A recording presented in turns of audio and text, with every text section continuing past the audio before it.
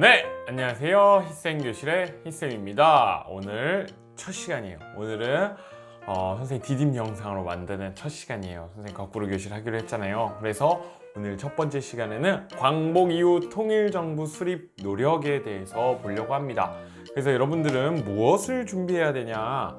무엇을 준비해야 되냐? 바로 이거 교과서 준비하셔야 되고요. 교과서뿐만 아니라 선생님 나눠줬던 디딤 활동지 있죠? 디딤 활동지 그거 준비하시고 필기도구 해서 선생님과 같이 나가 보면 될 것 같아요. 오늘 뭘 배우냐?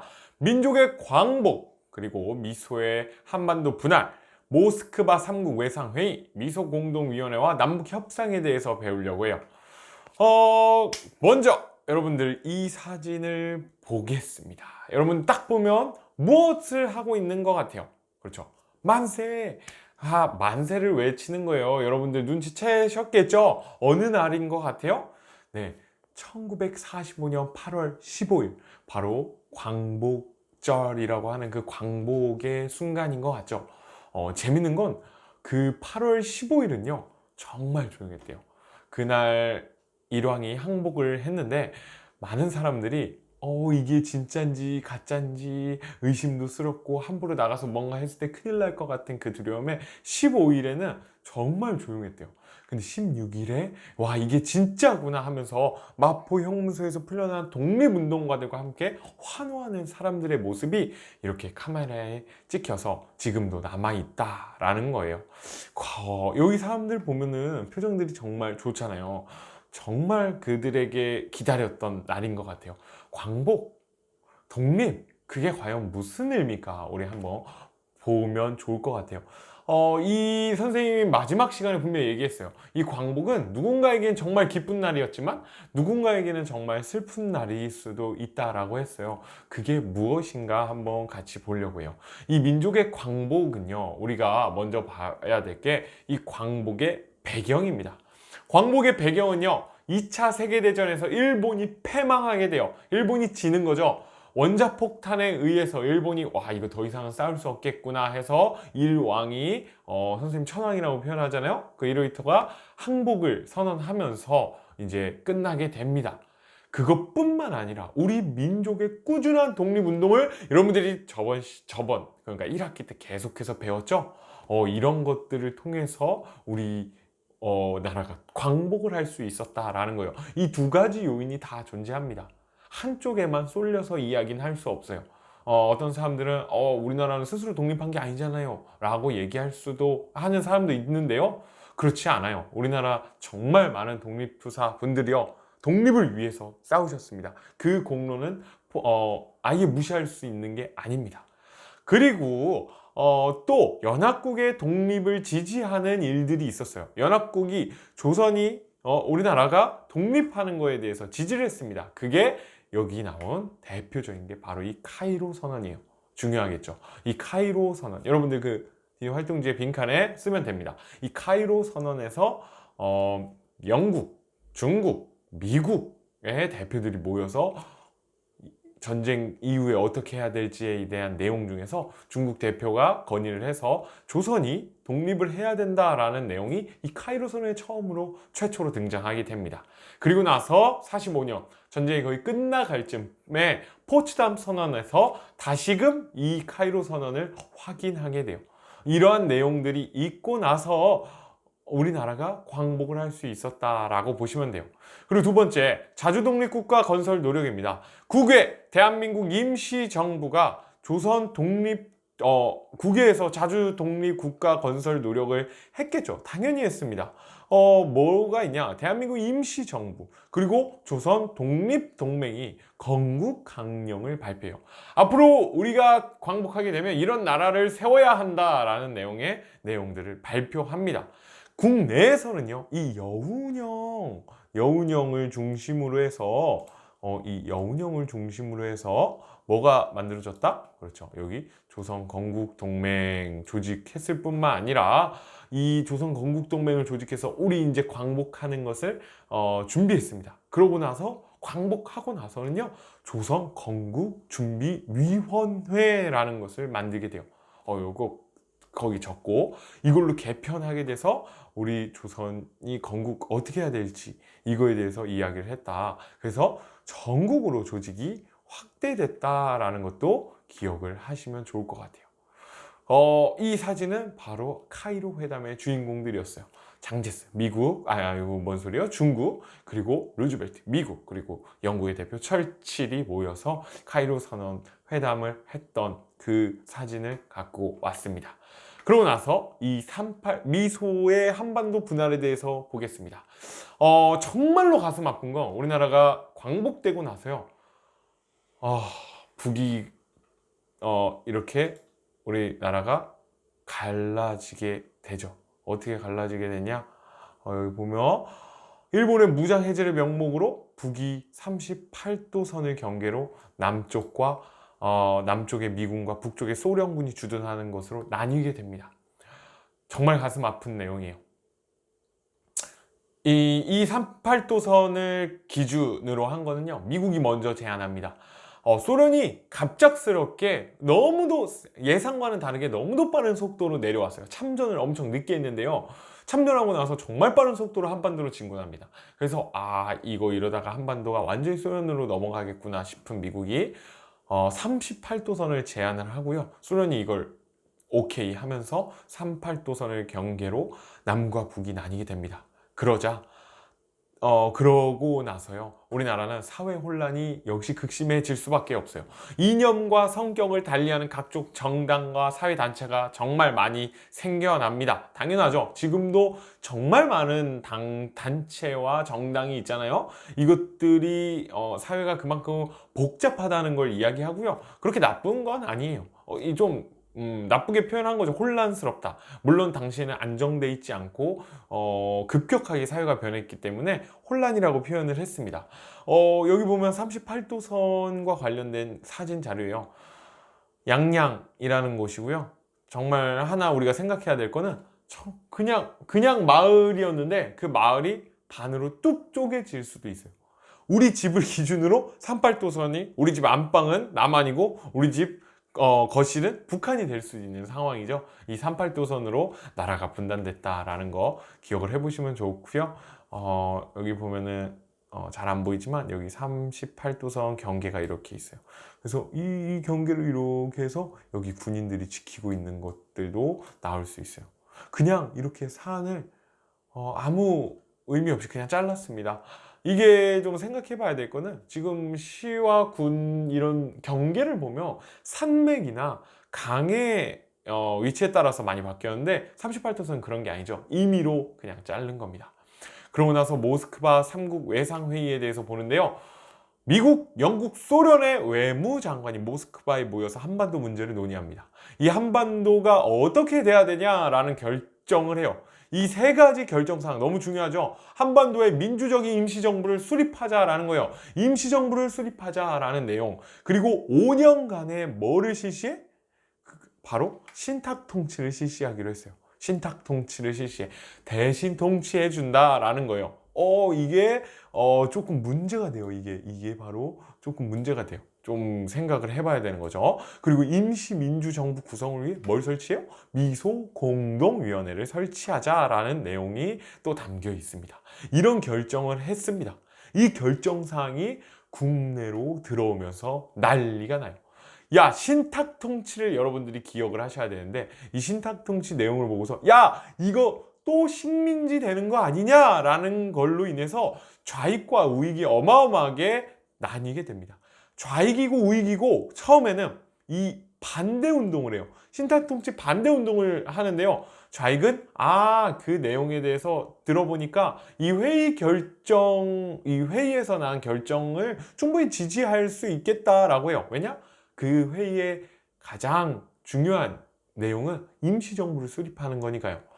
신탁통치에 초점이 맞춰져 있던 게 아니니까요. 그래서 좌익과 우익은 이렇게 다른 입장으로 그 운동을 전개되게 돼요. 여기서 봐야 될 건 이 미소공동위원회가 만들어지기 전에 모스크바 3상 외상회의가 우리나라로 내용이 오게 된 게 바로 이 동아일보의 기사입니다. 하루 전날 결정사항이 있기 하루 전날에 이 내용이 발표되고요. 난리가 나요. 난리가 나요. 소련은 신탁 통치 주장이라고 써 있어요. 소련은 신탁 통치를 주장하고 소련의 구실은 38도 분할 점령이라고도 써 있습니다. 그리고 미국은 즉시 독립을 주장했다라고 얘기를 해요. 근데 정말 재밌는 건 이건 어마어마한 오보입니다. 이거 어마어마한 오보예요. 왜냐? 완전 반대가 아니고 소련은 신탁 통치는 미국이 일관되게 주장했던 거거든요. 그래서 이것 때문에 어마어마한 반소 운동이 전개되고요. 반탁 운동이 전개돼요. 신탁 통치 반대 집회에 어마어마한 사람들이 가담해요. 이승만, 김구를 중심으로 한 민족주의 그리고 우익 계열에서는 다 반탁으로 돌아섭니다. 다 반탁입니다. 신탁 통치 절대 반대해야 된다. 이건 제2의 독립운동이다 라고 김구 선생이 얘기하면서 반탁 운동을 전개하고요. 결정 집회에 대해서 지지하는 집회는 거의 사회주의 계열의 좌익 쪽에서 전개를 합니다. 이렇게 미소 공동위원회가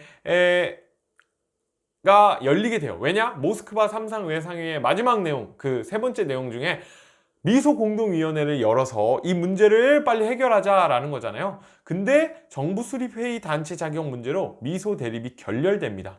미국은요, 어떤 단체든 다 들어와서 임시정부 수립하는데 논의를 해야 된다라는 의견이었지만 소련은 아니다. 이 신탁통치, 모스크바 외상 3상회의에 동의하는 단체들만 불러내라 라는 의견을 갖고 와요. 미국 입장에서 절대 받아들일 수 없죠. 왜냐? 그걸 동의하는 데는 다 사회주의 집단들이었으니까. 사회주의를 주장하는 좌익 계열의 단체들이니까요. 분명 불리할 테니 이거를 대해서 계속해서 대립해서 결국 결렬되게 됩니다. 그러자 중도 계열의 사람들이 바로 좌우합작 운동을 전개해요. 너무 중요합니다. 좌우합작 운동을 전개합니다. 통일된 정부를 세우기 위해서 이 좌우합작위원회를 구성하게 됐는데 정말 가슴 아프게도 실패하게 돼요. 왜? 2차 미소 공동위원회가 또 열렸어요. 하지만 그것도 소련과 미국의 엄청난 냉전이 심화됨으로 인해서 결렬되고요. 그로 인해서 자동적으로 좌우합작위원회도 끝나고 여기 좌우합작을 주장했던 좌익의 여운형 그리고 우익의 김규식 선생이 있었는데 좌익의 여운형 선생이 암살되면서 완벽하게 끝나게 돼요. 이게 그 내용을 풍자하는 내용인데요. 여기 보면 극우 세력과 극좌 세력이 가운데 있는 중도 세력들을 끌어당기고 있는 만평이다 라고 보면 될 것 같아요. 되기가 정말 어려운 내용이죠. 그리고 미소 공동위원회와 남북 협상입니다. 국제연합의 결정이에요. 2차 미소 공동위원회가 결렬되면서 국제연합이 남북한 총선거로 통일정부 수립을 결의해요. 야, 이렇게 된 거 안 되겠다. 남북한 그냥 선거에서 통일정부 수립하자 라고 얘기를 해요. 하지만 북한과 소련이 반대해요. 왜? 인구 비례로 하기 때문에 남한이 훨씬 38도선 이남이 인구가 더 많아요. 그러면 이 구성되는 게 당연히 남쪽에 유리하게 구성될 거라고 생각했기 때문에 반대됩니다. 그리고 선거가 가능한 지역에서 선거 실시를 결의해요. 다시금 유엔 소총회에서. 그러자 완전히 남한만의 단독정부, 북한만의 단독정부가 수립될 것 같으니까요. 김구와 김규식이 북한의 협상을 제안합니다. 그걸 뭐라 하냐? 남북협상이라고 해요. 남북협상이라고 합니다. 이 남북협상을 제안해서 북한에 가요. 하지만 이미 북한도 단독정부 수립을 다 준비해 놓은 상황이에요. 역시 성과 없이 결렬되게 되죠. 이거에 대한 비판도 많아요. 김구와 김규식이 놀아났다. 김일성이가 짜놓은 거에 다 놀아났다라고 얘기하지만 어느 정도 의미는 없다고는 할 수 없죠. 통일정부를 수립하려고 노력을 하셨으니까요. 김규수 선생이죠. 38도선을 넘는 그 김구 선생님입니다. 미소 공동위원회와 남북 협상의 마지막 내용은 남한의 단독 선거 반대 움직임이 있었어요. 제주도에서 남한만의 단독 선거에 반대하는 좌익 세력과 이를 진압하는 군대, 경찰 등이 충돌한 그 사건, 제주 4.3 사건이에요. 이거는 다음 시간, 우리 수업 시간에 좀 더 다룰 거예요. 어마어마한 사건이었어요. 많은 사람들이 죽게 되거든요. 그리고 이 제주 4.3 사건에 군대를 더 파견하려고 하자 여수 순천에서 11구 사건이 터집니다. 국군 14연대가 이 진압명령을 거부하고 반란을 일으켜요.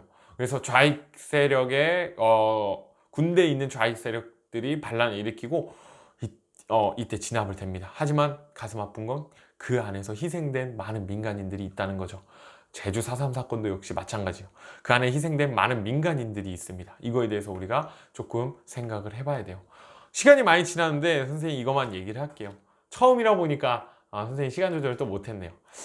좌파, 우파, 진보와 보수 이 얘기를 안 할 수가 없어요.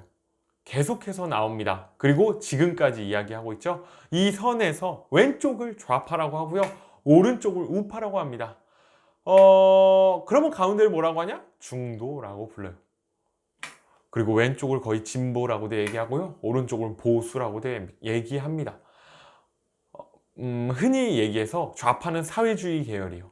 사회주의 계열이에요. 북한 쪽에서 이야기한 그런 사회주의 계열이고요. 우파는 그것보다는 민족주의 계열이에요. 당시 상황에서요. 지금은 조금 다르죠. 흔히 얘기하는